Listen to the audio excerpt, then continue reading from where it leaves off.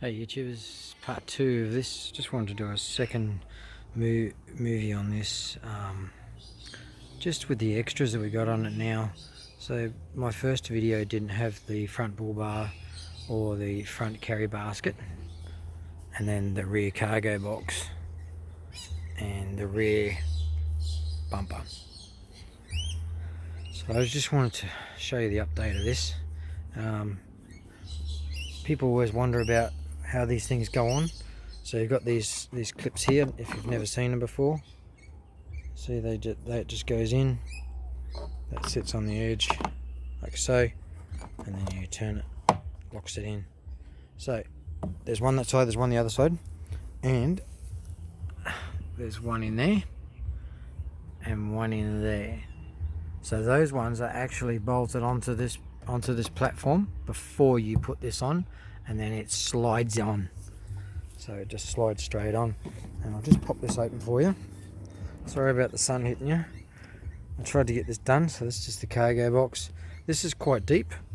There's my hand compared to the top. So it's quite a good length.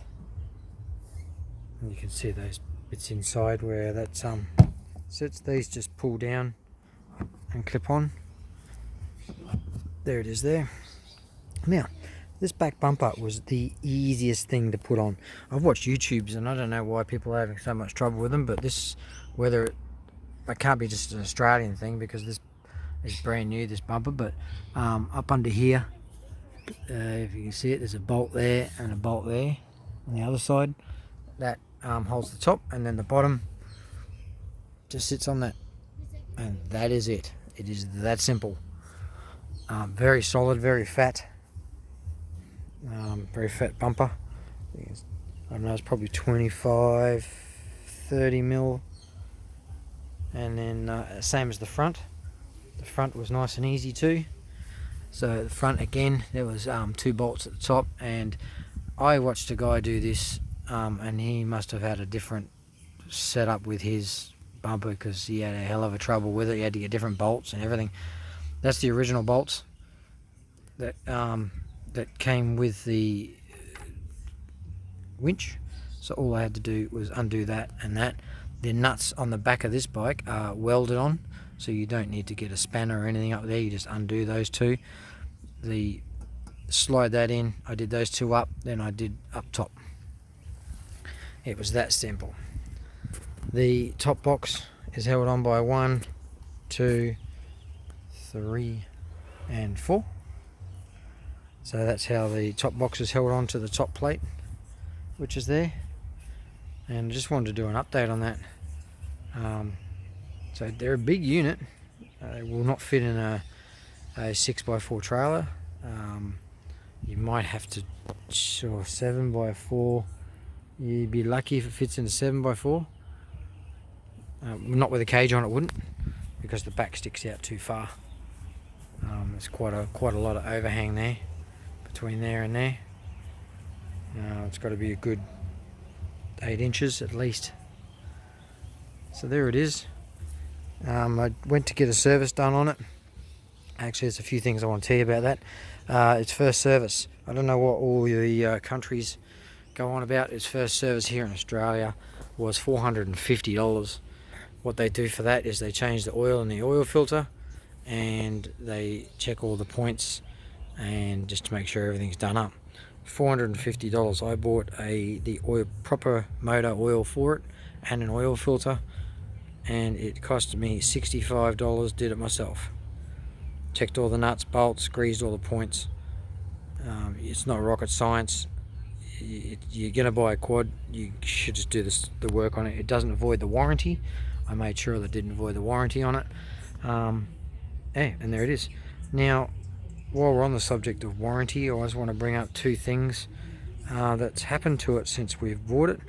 One is when we first got it, there's a key in here you can put, and you put it into park, and there's a pin in there. I don't know if you can see that pin that pushes out, and it stops from coming out of park. Well, the key doesn't work.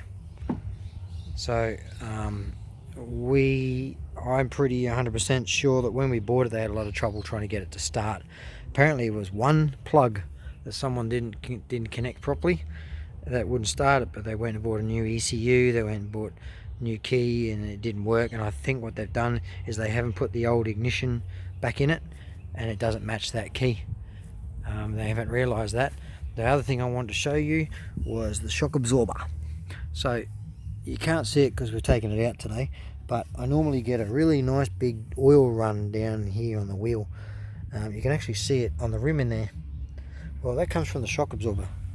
So I don't know if it's going to have any. Yes, it's got quite a lot of oil on that. You can't see it on my finger. It might be shiny, but it's leaking oil out of the shock absorber. So we've taken it back, and that's a warranty issue.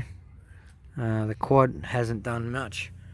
We've done a fair few hours today on it. Oh, fair few, we only did, I think it was 2 hours, but I'll just bring it up.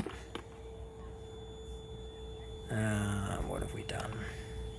So we've done 16.8 kilometers, 16.8 hours since we've owned the machine. So we would have done an hour and a half today, I reckon. So say, even say the most, say 15 hours, and the shock absorber's already leaking. We don't flog it, we haven't made stupid jumps. You can see the condition it's in. We've done a fair bit of mud stuff.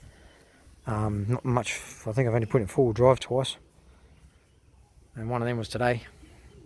But yeah, anyway, there's the update. Are there any other questions you'd like to ask? I'll get back to you. That's all I wanted to show you, was the rear box, which took 6 months after I ordered it to get it. Yes, you heard me correct, 6 months for that, and it was 5 months for the front bumper. The back bumper took about 3 months, and that basket was instant. They had that in stock.